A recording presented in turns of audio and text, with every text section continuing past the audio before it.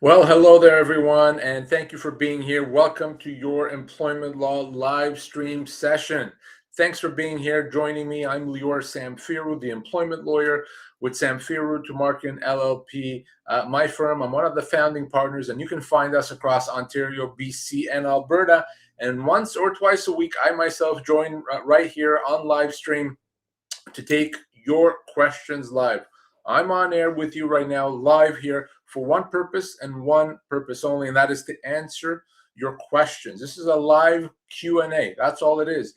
I can sit here and talk a lot about employment law, but this is a live Q&A about employment law where I get to answer your questions, to tell you what you need to know if you've lost your job, if you're dealing with a bad boss or a bad company, if you're being mistreated, harassed, or bullied, if your employer won't accommodate your medical restrictions, if you're not allowed to come back to work from a leave of absence. I think you get the idea. There's so many issues that come up in the workplace, and this is the perfect opportunity to get some answers, some help, some guidance. To try to get answers on your own, to try to research this, you can go down a rabbit hole and get false information.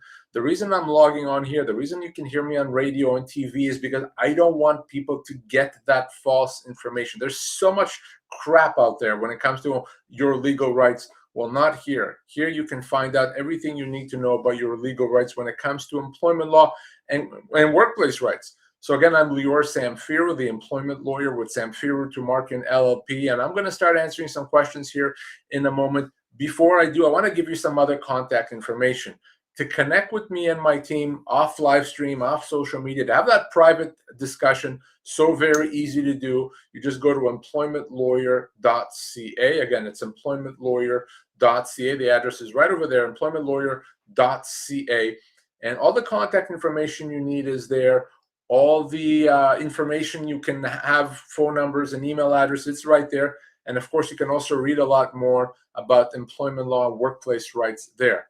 But right now, I'm here with you live. Listen, I've been speaking with a lot of people recently that have had their job impacted. You know, PepsiCo has let a lot of people go, and Amazon has let a lot of people go, and Shopify has been going through changes for the last couple of years. I've spoken with the individuals from all these companies, and you have rights. You know, your employer may not always tell you what your rights are, or you may sometimes believe that what your employer is doing is legal. It's not always legal. So what a great opportunity you have to start the conversation right now by asking a question. If you're watching right now and you're wondering about your employer, your boss, your company, ask the question. Type it in right there. I'll see it. I'll read it. I'll answer it. I want to be kept busy throughout this session, so please do that. Again, I'm Lior Samfiru, the employment lawyer, live here with you, answering your employment law questions. Let's get to answering some questions. All right. First question comes from YouTube.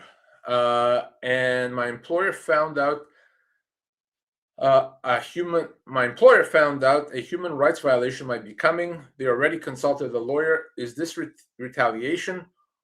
What should the complaints do? I'm not sure what you're asking there. I'm not sure exactly what the question is. Not.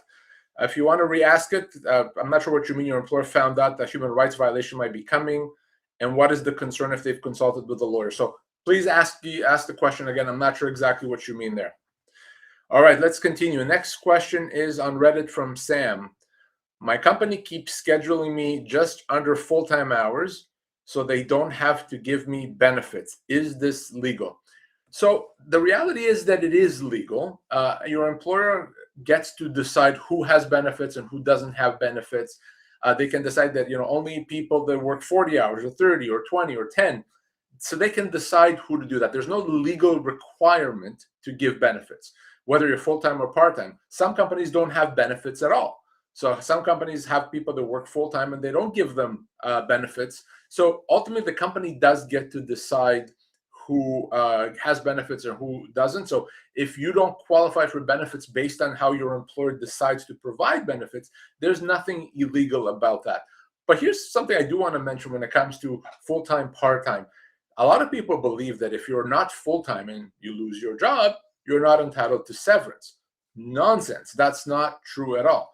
Doesn't matter if you're full-time, part-time, doesn't matter if you work 10 hours a week or 45 hours a week. if you lose your job, you are owed your full severance. That severance can be as much as 24 months pay. So definitely don't let anyone ever tell you or convince you that, well, you're not full-time, so you don't get severance. Of course you're owed severance. Who gets severance? Very simple. If you have a job and you lost the job, you're owed severance. As simple as that. There's nothing more to that analysis, okay? So if you lost your job and you lost it, you are owed severance. But no, when it comes to benefits, your employer does have the discretion. So thank you for that question, Sam. I appreciate it. Great question, as always, of course. Now, if you're just joining us, thank you for being here. I'm Lior Samfiru, the employment lawyer with Samfiru, Tumarkin, LLP, here with you live, answering your employment law questions just like I have been. I'm going to continue answering right now, but hey, what are you waiting for? If you're watching, fantastic. I'm grateful that you're here. I'll be even more grateful if you ask your question so that I get an opportunity to help you. And when you ask your question, not only will I be helping you, I'll be helping others that may have a similar question or a similar issue as you. So do it for yourself and do it for them. Ask your question, again, with me, Lior Samfiru, the employment lawyer with Samfiru Tumarkin, LLP.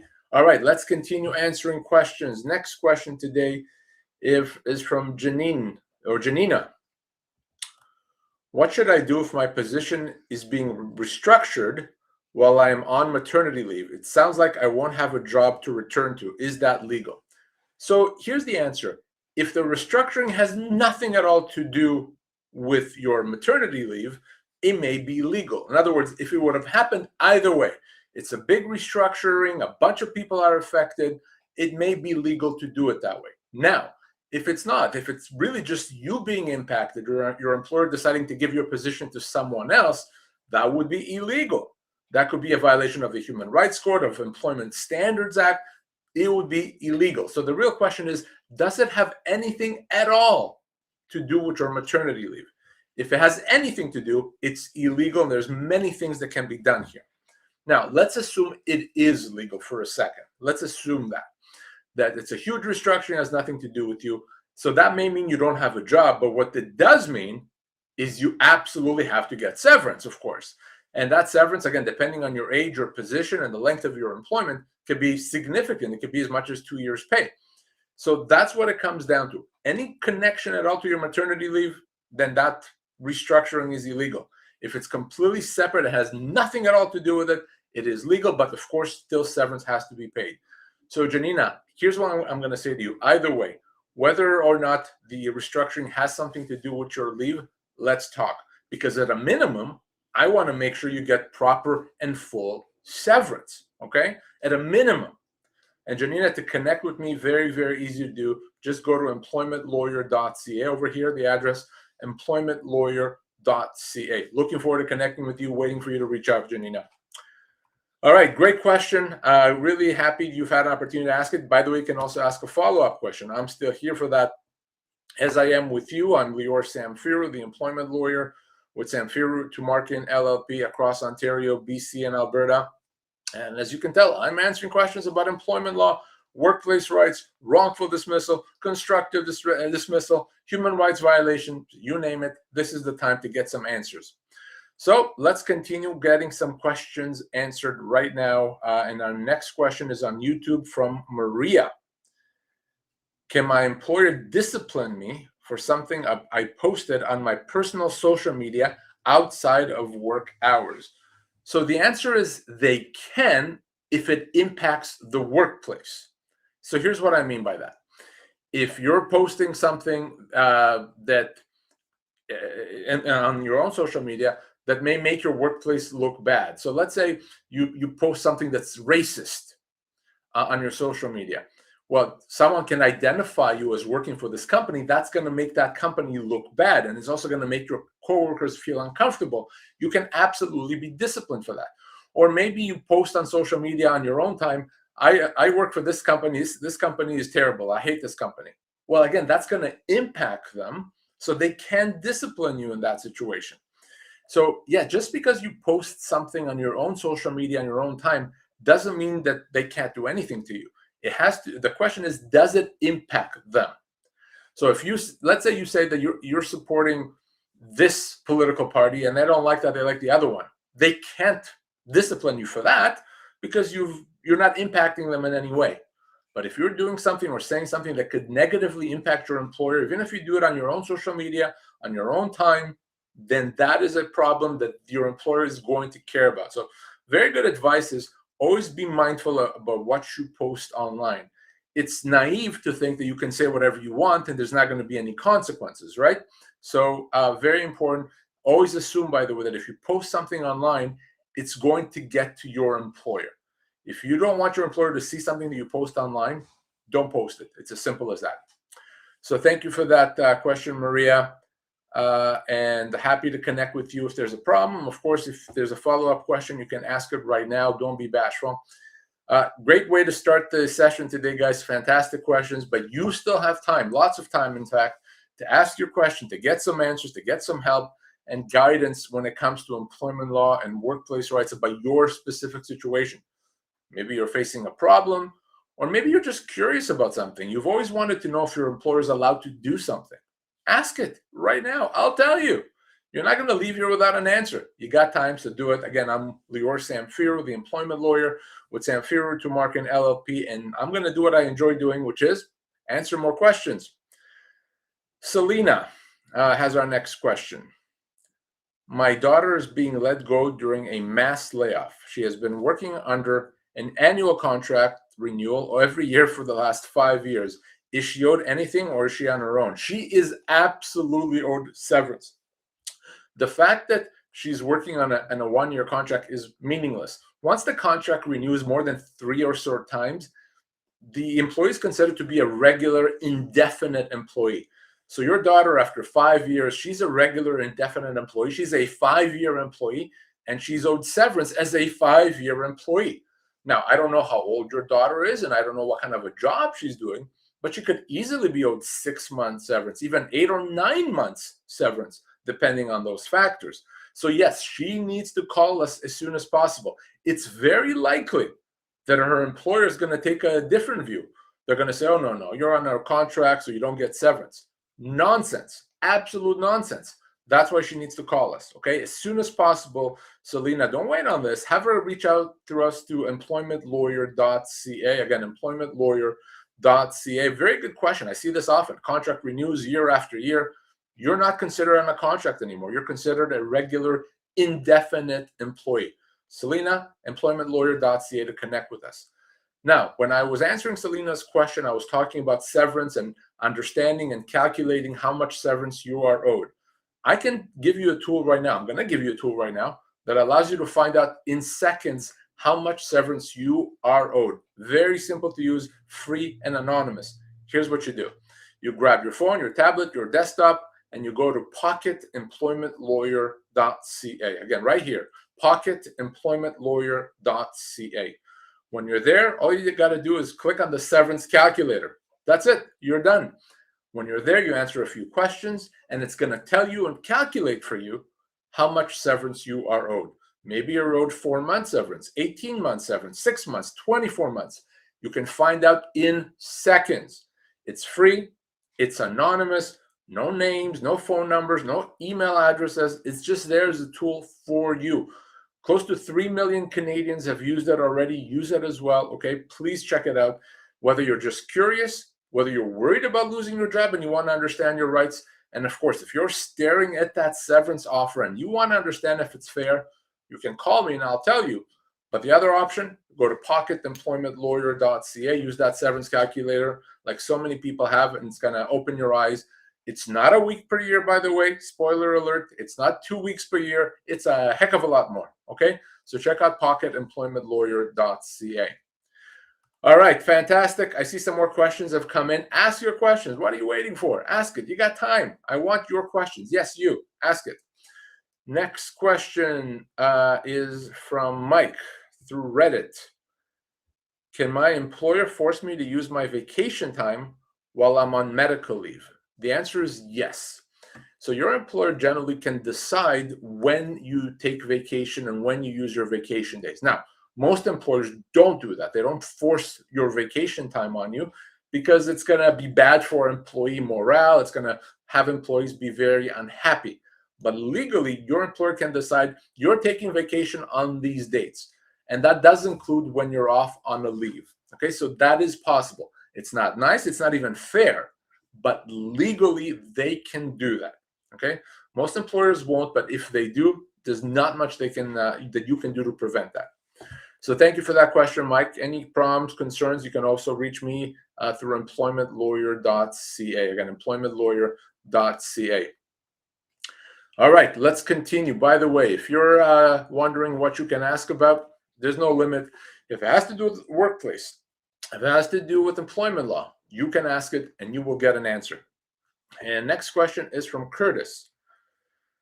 My employer put me on a leave after I requested some changes due to a health condition. How long do they have to provide accommodation before I am considered fired? So first of all, your employer can't put you on a leave legally. Okay, so the only one that can put you on a leave is your doctor. So if your doctor says you cannot work, then you need to be off work. If you're asking your employer, hey, I need accommodation because I have a health condition, your employer can't then say, well, too bad, we're just going to put you off work. It doesn't work that way. That's illegal. That could be a human rights violation. That could be a constructive dismissal. Not legal at all. Your employer has to make all efforts to accommodate whatever restrictions you are that your doctor has outlined, whether it's to give you light duties, modified duties, working remotely, changing hours, changing shifts, whatever it is the doctor says is necessary for your health, for your medical condition. Now, how long do they have to accommodate for? They have to accommodate indefinitely. They have to accommodate until it becomes really impossible to accommodate, until it becomes so difficult or so costly that it's just not possible anymore. That's a very high bar, and it's a very high standard. The employer can't say, well, you know what, we've accommodated you for 2 months. That's enough. Now we're not going to do it anymore. No. That accommodation may be indefinite until the end of time, frankly. If they can accommodate, they must accommodate. It's as simple as that. There's no time limit. Of course, it has to be governed by what your doctor says. It's not enough necessarily for you to say to your employer, hey, employer, my back is bothering me, so I want to have modified duties. That's not going to be enough usually. You need a doctor to say that. Now, your doctor, by the way, doesn't have to tell them what your condition is, just that you need accommodation and what that accommodation is. You have a right to privacy.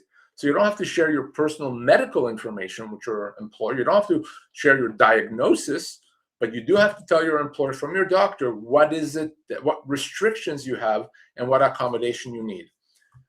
And Curtis, if your employer won't accommodate you, if they put you on a leave when your doctor doesn't say you need to be on a leave, you call me immediately, okay? To connect with me, get the phone number, easy. Just go to employmentlawyer.ca. Again, employmentlawyer.ca. You see that address on the screen. Use it. And thanks for that question, Curtis. All right, fantastic. If you're just joining us for the last 12 minutes or so, thank you for being here. I'm Lior Samfiru, the employment lawyer with Samfiru, Tumarkin, LLP, and I'm answering questions live here about workplace rights, just like I'm going to answer yours if you ask it. Can't really answer it unless you ask it, right? So I'm going to continue answering questions right now. As you're listening to me, as you're learning about employment law, please ask your question. Give me that opportunity to help you. All right, Selena had a follow-up question. Selena says, I think a number of her coworkers are also being told they're contractors, so this is important information for all of them. So yes, Selena, it's very, very common for people to be called contractors or being told they're on contract, and all of a sudden the employer says, well, we don't have to pay you any severance because you're not properly a regular employee. Nonsense. If it looks like an employee and acts like an employee, it's an employee, right? It's as simple as that. So severance has to be paid. And by the way, overtime, vacation pay, holiday pay, all that has to be paid. So Selena, you know what to do. I've said that. You have your daughter reach out to me. Again, employmentlawyer.ca. I will help her. I've got her back. Thank you for that. All right. But right now, I'm still live. You still have time to answer questions or to get your questions answered. So let's continue. Eileen has our next question. I've heard you say it's not 1 or 2 weeks a year for severance before. Why is it that this is what employers and everyone seems to think? Why is it more than this? Well, first of all, why is it more than this? Because that's what the law provides. I can't tell you why the law is the way the law is because I don't make up the law, but that's what the law is. And the law says that your severance is based on a number of factors. The main ones are your age, your position, and the length of your employment. The longer you work, the older you are, and the more senior a position you have, the greater the entitlements. And for almost everyone, that's going to be a heck of a lot more than a week or 2 weeks per year of service. You could be working for 4 months and be owed 6 months severance, even more than that. So that's how the law is, and that's what the law provides for people. I don't make the law. I don't decide the law. I don't have any say in the law. I'm just telling you what the law is. Now, why do people believe that? There's so many misconceptions out there. There's so much confusion. The reason I started doing radio shows and TV shows about 15 years ago is because it drove me bananas to go online and see what people are saying about workplace rights. By the way, employers do know better. Okay, they hope that the employees don't know better. And here's the thing: if an employer lets go 10 employees and it offers all of them bad severance, not enough severance, easily 7 of them are going to accept it because they don't know any better. Please don't let that happen to you or to someone that you know. You're owed much more. And that's why, by the way, Eileen, we have the severance calculator. Again, pocketemploymentlawyer.ca is the severance calculator. That's the best, easiest, fastest way to calculate your severance. Okay, again, pocketemploymentlawyer.ca. So check it out. And thank you for that question. Any follow-up questions, ask. I'm happy to help. I'm here to help. But that's exactly why I do these sessions, because people believe things that are not true and they give up their rights because of it. I don't want that to happen. All right. A bunch of questions have come in. Awesome. You guys are amazing. Let's continue. Hannah has our next question. My employer denied my request for remote work, even though I successfully worked from home for 2 years. Do I have any legal rights here? So if you're hired remotely and now your employer wants to change that, they can't do that. Okay. If you were hired to work remotely and you've been doing this for a couple of years, now they say, no, now we want you back in the office or in the office. They can't do that. They can't change terms of employment. But if you worked remotely in the past, now you're asking to do it again, they don't have to put you back, even though you're able to do it. They can decide that. Now, if there's a medical reason as to why you have to work remotely, if your doctor says that for health reasons you have to be allowed to work remotely, then your employer must accommodate you. It's not up to them at that point. They can't say no. So you can provide that doctor's note, and then your employer has to accommodate you. But beyond that, let's say a few years ago you worked remotely successfully. Now you want to do it again. Your employer is not required to approve that. They can say no. So keep that in mind. And any issues, any problems, reach out to me through employmentlawyer.ca. All right, fantastic. Let's get some more questions answered. Roanne, I recently reported my manager for their conduct, really racist, sexist stuff. He has started filing tons of reports about me for violating policies. Is this retaliation? What should I do? That's exactly what it is. It's 100% retaliation. Sometimes we call this reprisal. Now, what you do is you write to HR and you tell them exactly what you just told me. I spoke about my manager. He acted inappropriately, and now he's doing this to me. Tell HR in writing so that they can't deny that you've done that. It's illegal what he's doing, and your employer is obligated to deal with it, to investigate, and to fix that problem. Maybe even getting rid of this person if he clearly is doing all these illegal things. But you have to do it in writing. Now, if you do that, if you send that email to HR and they don't deal with it, nothing happens, call me. Let me deal with it for you. Once I'm involved, things will happen very, very fast. Okay? So you shouldn't have to suffer through that. It's completely illegal. So, Ryan, reach me through employmentlawyer.ca. Again, employmentlawyer.ca. Okay? Fantastic questions. And I'm sorry you're in that situation. All right. Let's see. Next question today is from Chris. If I report harassment to HR and then start getting written up for small things, is that considered retaliation? So this is exactly what we were talking about, Chris. Absolutely. It is retaliation. It is illegal to punish you because you're trying to stand up for your rights. Tell HR in writing what's happening, give them details, give them dates, names, etc. They have to fix that. They have to deal with it. They cannot ignore it. They cannot put it on the back burner and forget about it. If they don't deal with it properly, if they don't fix this issue, I want you to connect with me through employmentlawyer.ca. I'll help you. I can either get you out of there or force your employer to deal with it. Again, employmentlawyer.ca, Chris, to deal with that and to connect with me if you need it. All right, let's see. So Bro says, can I get into trouble for being late because of the weather? What if I can't work because of extreme snow conditions? So first of all, in terms of being late, yes, you can be disciplined for being late. Ultimately, it is your job to figure out how to get to work on time. Now, if something unexpected happened halfway to work, because the weather is so bad, the subway stopped or the road was blocked, well, it's out of your control. But if it's bad weather, you need to accommodate for that. You need to plan your day so you can get to work on time. Now, if you can't work because of extreme snow conditions, well, I guess it depends on your job. If you're someone that works outside, if you're a roofer, I don't know, and you can't work because of snowy condition, then it is what it is. So it really does depend on the job. But generally speaking, yes, you can be disciplined, okay? And an employer does have the ability to expect for you to be on time from work.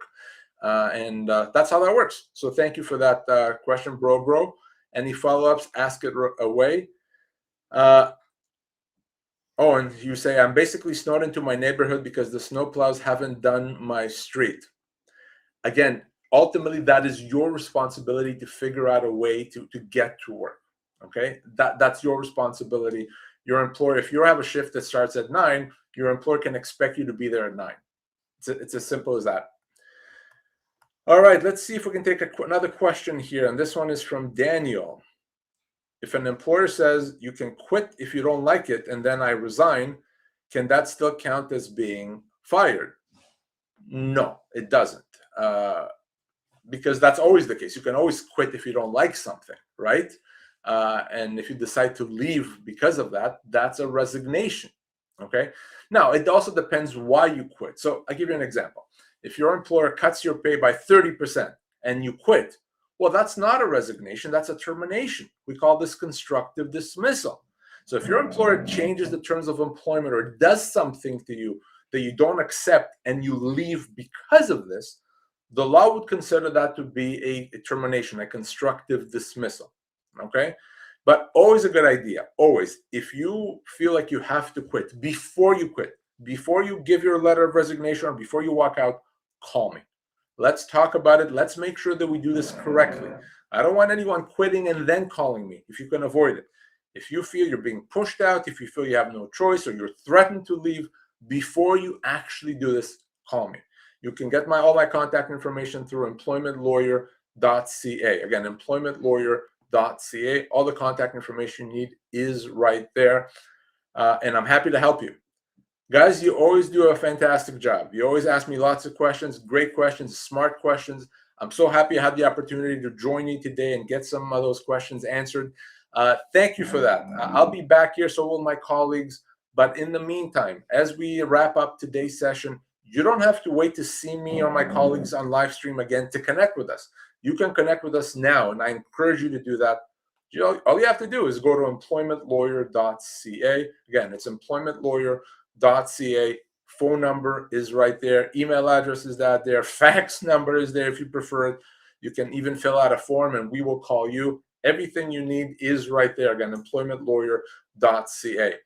Guys, it's been a pleasure. I'm Lior Samfiru, the employment lawyer with Samfiru, Tumarkin LLP. Wishing you all the best. Thanks, guys.